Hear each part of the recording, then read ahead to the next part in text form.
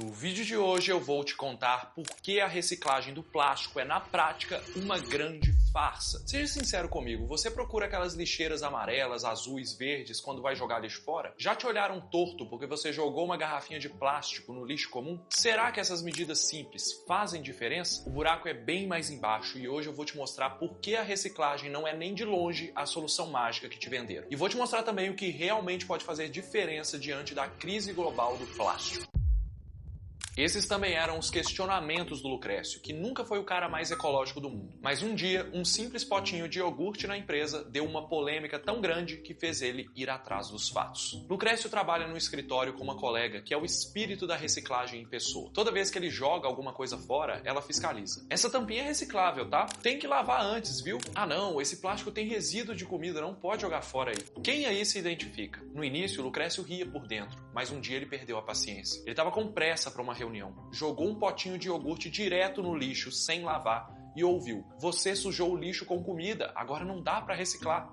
Foi o limite para ele. Não porque ele se sentia culpado, mas porque no fundo ele se perguntava se a reciclagem realmente fazia sentido. Poxa, separar o plástico, lavar a marmita e o potinho de iogurte gastando água, comprar lixeira colorida, tá, deve estar ajudando, mas resolve?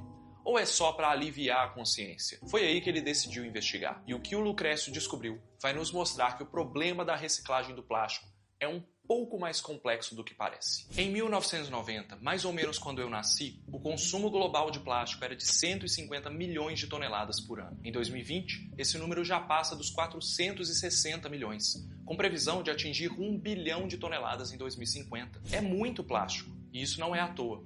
O plástico está em tudo: embalagens de comida, painel do carro, frasco de remédio, escova de dente, celular, brinquedo, roupa, caneta, copo, cadeira. Isso porque ele é barato, leve, pode ser moldado em várias formas. Um sinônimo de praticidade.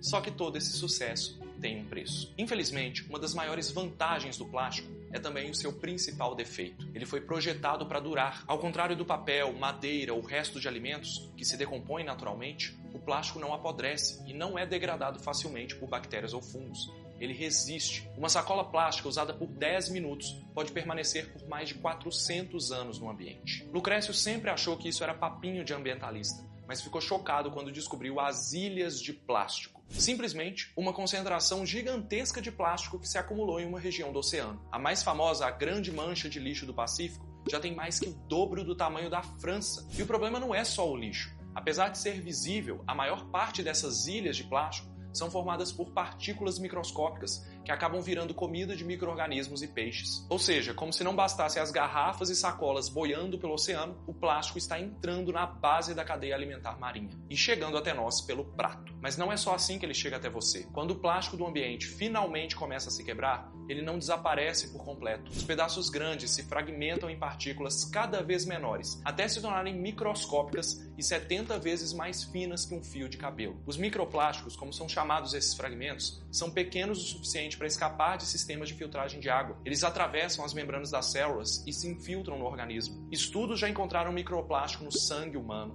no leite materno, no cérebro, no intestino e até no coração. O efeito deles na saúde ainda está sendo estudado pela medicina, mas a preocupação é um consenso. Não precisa ser cientista. Sabendo dessas informações, faz sentido se preocupar com bilhões de sacolas, brinquedos, garrafas, peças de carro e potinhos de iogurte durando séculos por aí. E à primeira vista, a reciclagem parece uma solução simples, pensou Lucrécio. Mas essa não é toda a história. A verdade é que a reciclagem é apenas uma ilusão. A gente cresce achando que separar o lixo resolve tudo, que o símbolo de reciclagem na embalagem é garantia de vida nova para aquele produto. Mas a verdade é que a reciclagem foi uma ideia plantada como solução pela indústria do petróleo. E pior, sabendo que não funcionaria. Pode não parecer, mas qualquer pecinha de plástico veio um dia do petróleo. Depois de extraído e refinado, o petróleo passa por um processo de aquecimento e é quebrado em moléculas menores, que podem ser transformadas em longas cadeias que formam os plásticos. PET é o plástico que veio do etileno. PVC vem do cloreto de vinila. Polipropileno vem do propeno. Todos compostos extraídos do petróleo. Na prática, mais de 95% dos plásticos são frutos da indústria petroquímica. Agora pensa comigo, você já é uma das indústrias que mais poluem no mundo, obtendo lucro de combustíveis fósseis. Você vê uma pressão do mundo para a redução desse produto. O plástico seria uma alternativa de mercado. Só tem um problema: ele vira lixo e se acumula por séculos. Como impedir que a opinião pública perceba que você está criando mais uma crise ambiental tentando ter lucro? Reciclagem. Na década de 80, enquanto vários estados dos Estados Unidos começavam a proibir sacolas e embalagens de plástico, as empresas petroquímicas se uniram, fundaram a Plastics Recycling Foundation e criaram um símbolo de 3 setas em triângulo, uma jogada de marketing para fingir compromisso ambiental, já que, segundo relatórios internos que hoje são públicos, essas empresas sabiam que a reciclagem do plástico não seria viável, nem tecnologicamente, nem economicamente. Como assim, reciclagem é inviável? Para começo de conversa, menos de 10% de todo o plástico produzido no mundo foi reciclado até hoje. E não é nem culpa do Lucrécio que não separa o lixo. A reciclagem não é algo simples. Depois que o plástico é descartado, ele precisa ser coletado, separado por tipo, limpo, triturado e só então é derretido para virar matéria-prima de novo. Qualquer erro nesse processo, sujeira, mistura de materiais ou descarte de materiais de baixa qualidade, pode fazer com que tudo volte para o lixo comum, mesmo você lavando o potinho de iogurte. E a maioria dos plásticos do dia a dia nem conseguem ser reciclados. Sabe aquelas embalagens metalizadas de salgadinho, de biscoito,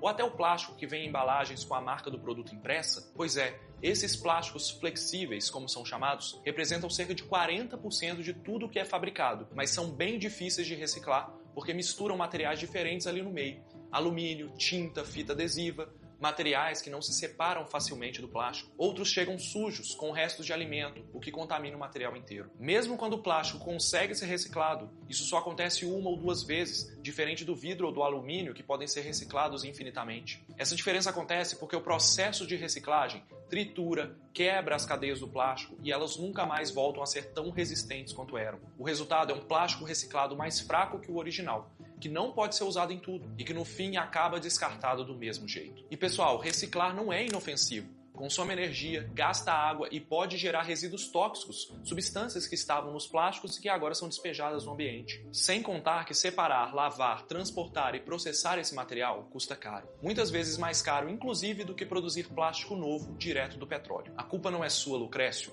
Mesmo que todas as pessoas do planeta separassem o lixo de forma exemplar, a estrutura atual simplesmente não daria conta da quantidade de plástico produzida. Nem toda cidade tem coleta seletiva, nem todo plástico é reciclável e mesmo que é reciclável, nem sempre vale o esforço. Diante dos fatos, Lucrécio teve um sentimento misto. Aliviado por não ser o grande vilão, mas preocupado. Qual a solução? A reciclagem pode até ser importante em muitos casos, mas ela não é a solução absoluta. Veja, a produção do plástico polui. Ele vira lixo que se acumula nos oceanos e no corpo. A reciclagem gera compostos tóxicos no ambiente e não dá conta de tudo. Diante disso, pessoal, a única solução viável é cortar o problema pela raiz. Reduzir drasticamente a produção de plástico. Isso não significa parar de usar tudo da noite para o dia, mas repensar o modelo atual, investir em soluções que substituam o plástico em áreas onde ele pode ser evitado. E não precisamos ir muito longe. Eu sempre estou divulgando pesquisas brasileiras para vocês e aqui vai um exemplo. Pesquisadoras brasileiras do Mato Grosso criaram um material feito com amido de mandioca e colágeno de peixe e que tem as mesmas propriedades do plástico, mas sem o prejuízo ao meio ambiente. Quem sabe não vir uma substituição às embalagens plásticas no futuro. Outras inovações mundo afora vão na linha de materiais biodegradáveis, bactérias que consomem plástico ou simplesmente um incentivo à produção de materiais reutilizáveis, como vidro ou aço inox. O problema é que, enquanto pequenas iniciativas como essas tentam avançar, grandes empresas seguem empurrando a narrativa de que reciclar é suficiente. É por isso que o mundo inteiro está se mobilizando neste momento em torno de um esforço inédito, o Tratado Global do Plástico. Esse é o maior acordo ambiental internacional desde o Acordo de Paris, galera. Criado pela ONU, ele tem um objetivo claro: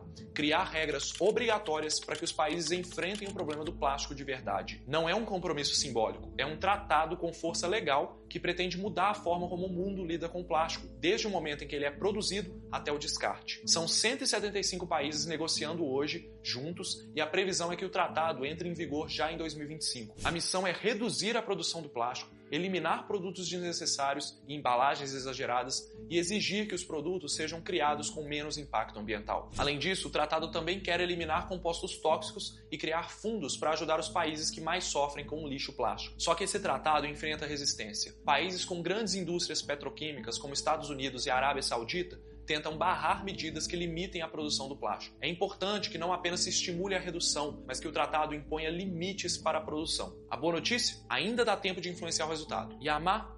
o tratado ainda é pouco conhecido. A última fase das negociações está prevista para acontecer entre os dias 5 e 14 de agosto de 2025 em Genebra. E enquanto especialistas e ativistas pedem regras mais firmes, a indústria do petróleo e do plástico segue tentando sabotar o acordo, promovendo falsas soluções como a reciclagem química e tentando manter tudo como está. É aqui que eu entro e você pode me ajudar. Quanto mais gente souber o que está em jogo, mais difícil fica aceitar um tratado fraco, vazio ou moldado por quem lucra com a poluição. A crise do plástico, galera, é real e urgente, mas ela tem solução. Uma solução que só vai vir se a gente parar de acreditar que lavar potinho de iogurte é o máximo que dá para fazer. A mudança que o mundo precisa começa com menos plástico sendo produzido, menos plástico circulando e, principalmente, menos plástico entrando no nosso corpo, no planeta e na nossa história. E se você quer iniciar a sua mudança trocando a sua garrafinha de água, assiste esse vídeo aqui, em que eu comparo plástico, inox ou garrafas de vidro. Qual que é a melhor garrafinha para a sua saúde? Um grande abraço, não crie uma ilha de plástico em casa e siga o Olacien se inscrevendo no canal. Tchau!